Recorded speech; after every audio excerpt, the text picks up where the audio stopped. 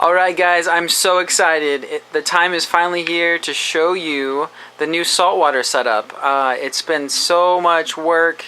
It's been a lot of fun, a lot of trials, a lot of learning, but I'm super excited with how things turned out, and I hope you guys like it too. So come along with me on this journey, and we're gonna go over these tanks. These are brand new. I redid everything, and I'm excited to show you. So we're going to start over here on the reef tank. Now this used to be my only saltwater tank, but I divided them up into my predator tank over there and my reef side over here because there's a lot of fish that can't be kept with corals, and a couple of those cool fish I wanted to get. So we'll get over there in a second. I'm going to show you guys everything over there. It's super cool. I have some really amazing fish over there, but first we're going to start on the coral tank. I love this tank. It turned out beautiful for me, and I hope you guys like it too. I guess we'll go left to right. We'll start over here on the left, and we got some beautiful frog spawn. This frog spawn is just gorgeous. It's a Euphilia, and behind it we got those beautiful carpet anemones. I have 3 of them actually, but you can't see the far back one. Well, you kind of can. But I love carpet anemones, and the colors you get are just gorgeous. And right next to it is a Ricordia mushroom. I have quite a few mushrooms in this tank, but forgive me while we go along if I forget or pass over a coral. I just got so much in here, and there's a lot to show you guys. So, excuse me. I didn't mean to miss this guy down here. I do have a little small mushroom. It's another Ricordia down here. And yeah, so that's this little corner. These guys are doing so well. They look lush. I love them. Look at that color, guys. Look at that green and purple. Just beautiful, right? Moving along, we have a little mushroom right here. That's a leather coral. And here we go with more mushrooms. These mushrooms are just gorgeous. I have rarely seen a green mushroom like this. Like, these are just super colorful. I love the way they flow in the tank, and I have quite a few of them now. So let me know if you guys like the mushrooms. I've fallen in love with them. That's kind of weird, but back there, let's see, I'm trying to get some good pictures of everything. I have this guy. Is pretty interesting. It's one of the few corals that can actually kind of move around. Oh, let me focus. There we go. This is called a fungia. And I'm just learning about some of these corals, but this thing is pretty amazing. Too bad I can't get closer on it. But the fungia is just, it's kind of cool. It's like a plate coral, but not. It has like that the soft polyps that come up off of it. Pretty interesting. I'm a big fan of LPS corals. I don't really like Styx or Acropora that much, so you won't see any of that in my tank. But I do love LPS. So I have quite a few LPS in this tank. Here's some green star polyps. Just little guys. I don't have a lot of green star polyps. I'm going to keep an eye on them so they don't take over my tank.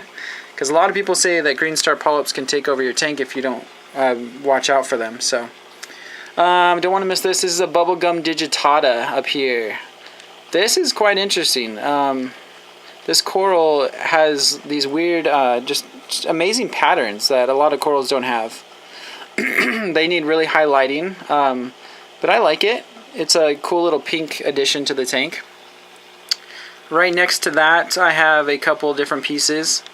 That's beautiful. Let me try to get a good picture of that. This one looks actually prettier under the blue only lights, but it's kind of like a pink color.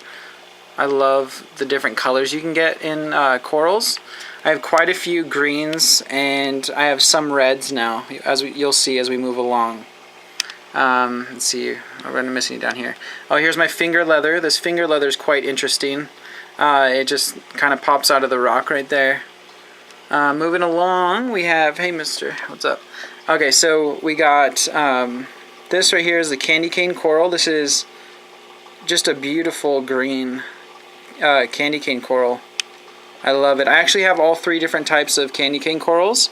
Right above it, there's more. So I have the white versions, and above that we got another leather coral. I'm really look at that guys. Look at that leather coral. Just gorgeous, right? Hope you guys enjoy this. Right here we have one of my Rose bubble tip anemones. I actually have 2 of them in the tank, but this is my smaller one. That guy's too small, really doesn't really get much help with the clownfish yet, because I don't think the clownfish notices him.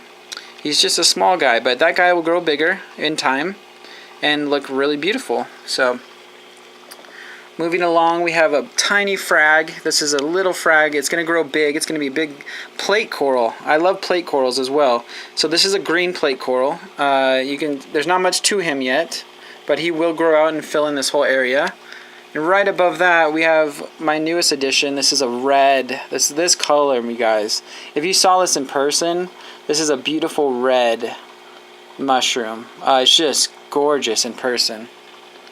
And then right above that, we have bird's nest. I do have some bird's nest in my tank. I love it.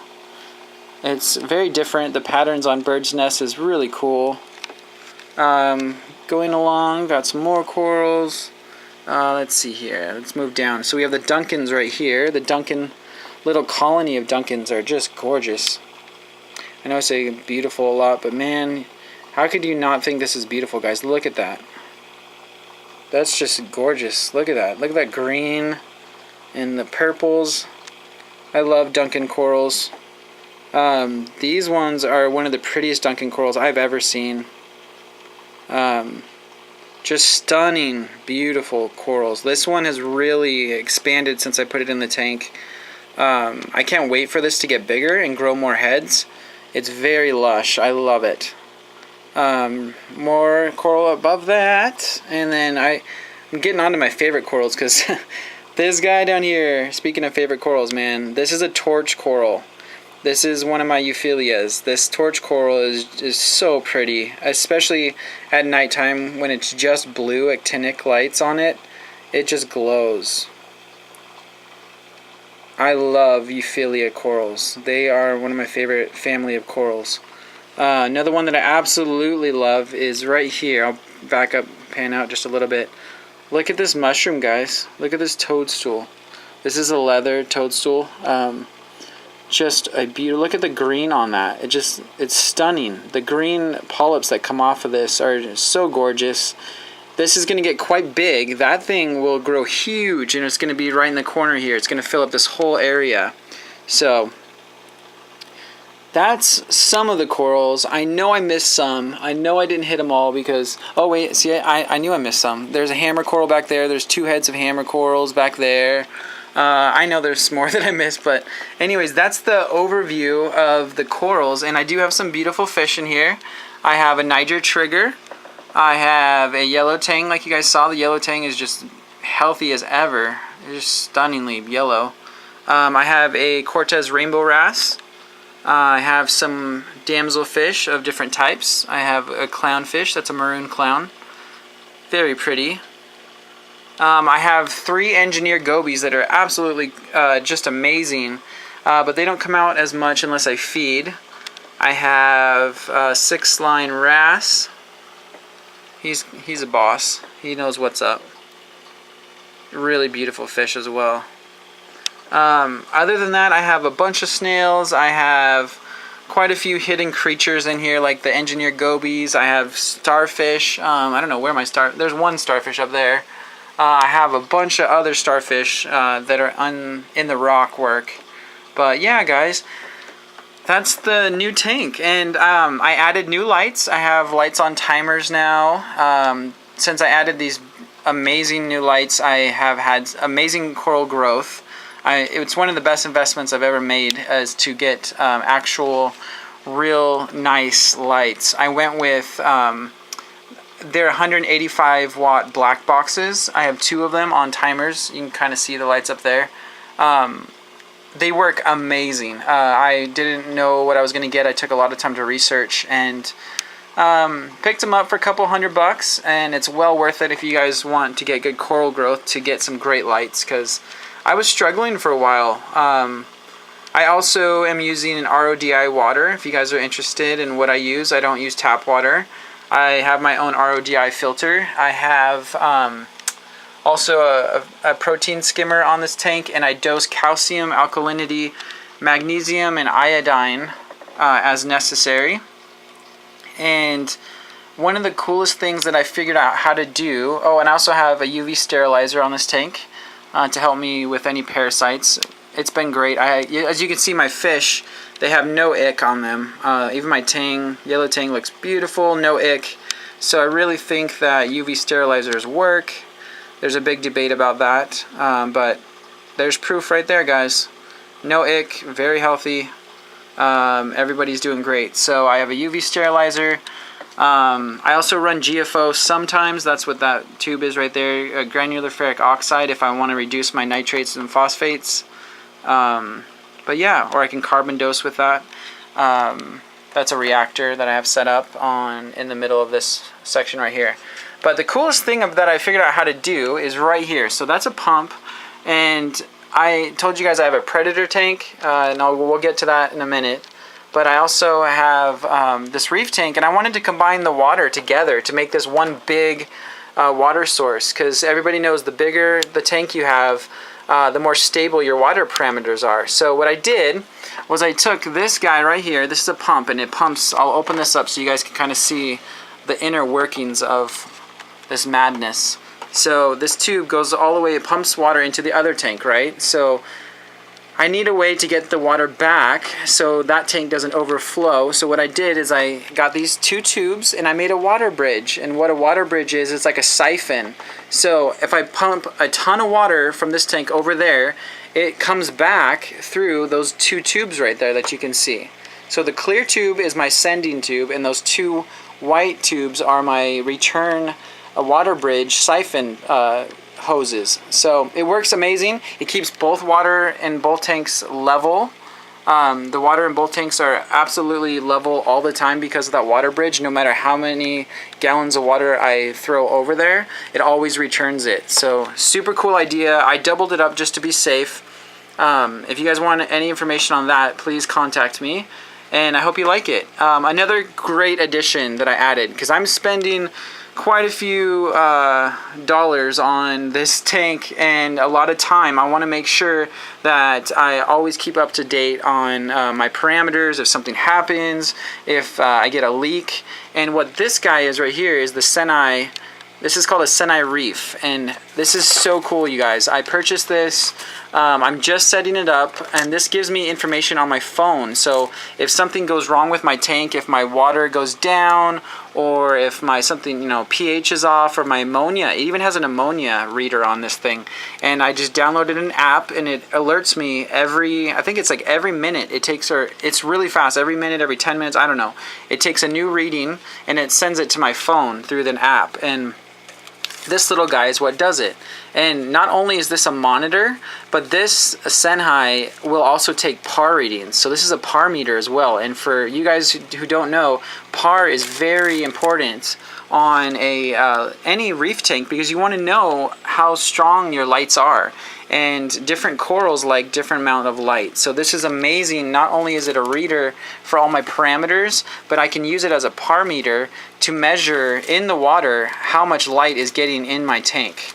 So if I want to place a new coral, like the torch coral that I showed you guys, I can find a spot that's perfect using the PAR meter on the Senhai Reef. Super cool. If you have any questions on that, let me know, guys. I'm just trying to cover all my bases and really show you guys the inner workings. It's quite interesting how I studied and researched and tried to just do a bunch of stuff to figure out what I was going to do. And this is my final. This is the final outcome of what I learned. I also spoke earlier about dosing. I use these products right here. I use the Reef Fusion 2-part system, the calcium and alkalinity. So this is the Reef Fusion 1, and then there's the Reef Fusion 2 back there, right back there. So that's my calcium alkalinity. I'm always feeding these guys omega seaweed, because a lot of my tangs, I have more than one tang that we'll get to see in the other tank, but they love their algae. And sometimes for a treat, I feed them these things right here. This is the omega-1 marine pellets, and I feed frozen shrimp a lot. My predator guys over here, which we'll get to, they really love shrimp. And yeah, so anyways, speaking of the predator tank, look what we got right here, guys. We have a Volatin lionfish, a beast.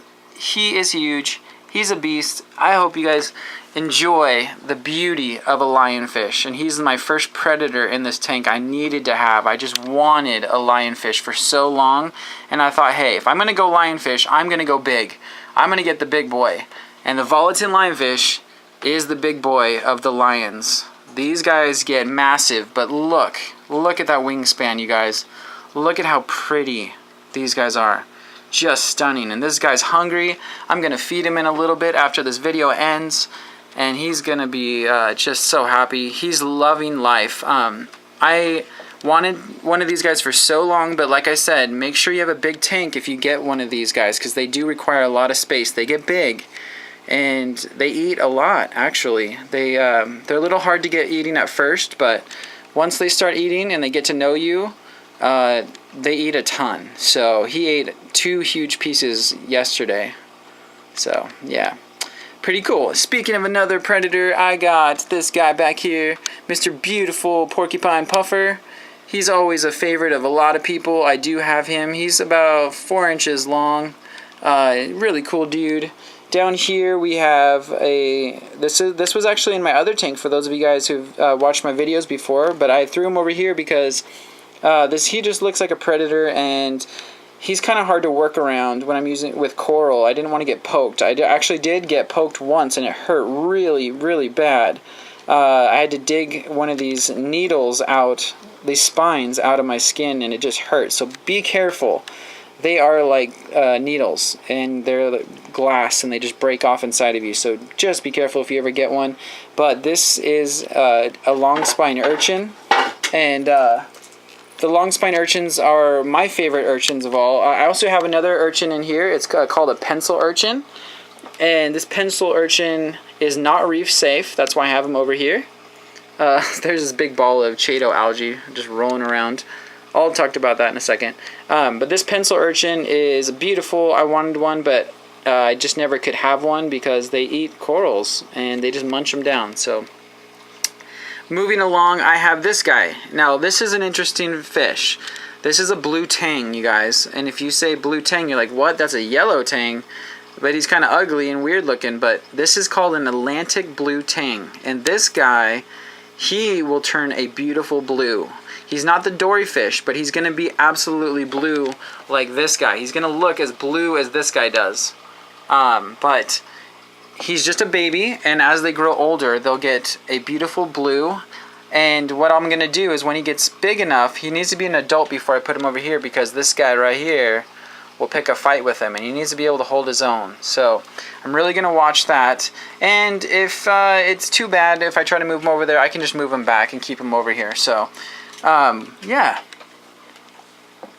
I want to move along to over here. This is another starfish. This starfish is not reef safe. This is a chocolate chip starfish. That's why I have him over here.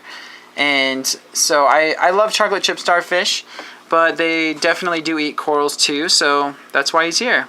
And right above him, we have Mr. Cowfish. This is a scrawled cowfish, and he's going to get about a foot long. They start off really small, they look all cute, but they do get pretty big. So if you think 12 inches of that guy is going to be quite a beast in the tank. So I'm kind of just waiting for everything to grow out. There's a lot of room in here, you guys, but just picture everything getting big. So this guy's going to be a foot long, that guy's going to be a foot long, this guy's going to be a foot long. So this tank is plenty full. In fact, I'm just going to have to really watch it because I want to provide a lot of room. And it's a pretty big tank, but still, this is pretty much all I'm going to put in this tank. The only other thing I might add is an eel. If you guys have any suggestions, I don't have much room left, but I definitely want to get an eel of some sort. So I will be getting an eel. And one last thing I'll explain is this. You guys are like, what is that green thing in your tank? This is called chaetomorph algae. And this is nature's way, God's way of making the nitrates and phosphates reduce. This absorbs nitrates and phosphates, and as it grows, I can just take, literally rip a chunk off of this and throw it in the trash. So I'm exporting nitrates and phosphates myself, and I don't have to use chemicals. I don't have to use any fancy additives to reduce phosphates and nitrates. I just put my Chaeto in my tank and let it do its natural created way of reducing phosphates and nitrates, which is really cool. One thing about Chaeto is if you guys do put it in your tank, it does need light, so you got to keep light on it a good portion of the day, like 14 hours. But other than that, you just put it in your tank and let it go, and make sure there's, a lot of people do it in sumps, but this works out well for me and I have room, so why not, right? Yeah, so that's about it, guys. That's both of the tanks. I will be getting, like I said, an eel over here. I did get a lot of other cool stuff we didn't see over here, like some pretty cool stars, and like there's another starfish I didn't get a picture of, but if you guys come back to my channel, you'll definitely see all the guys that I didn't get to show you in that tank. But I hope you guys love the new tanks. I hope to share them with you on a live stream sometime soon. And thank you so much for sticking with me, guys, and coming back to my channel to watch this. It means a lot to me. If you guys want to see these guys grow up, then I'll definitely keep doing more videos on them, and we can watch them together, because it's going to be a really beautiful thing to watch these guys get bigger. I can't wait. Like I said, if you have any other maybe ideas that I don't have in this tank, let me know, and I will be out with a new video soon. Now that you guys know this, I can start. I wanted to wait to put this out. I didn't want to put any other videos out before this, because I felt like this is the thing that I've been hyping for so long, and I'm just really excited to finally get to show it to you guys. It's been a lot of work trying to figure out what I was going to do exactly, but I still have my other tanks. All my other tanks are doing great.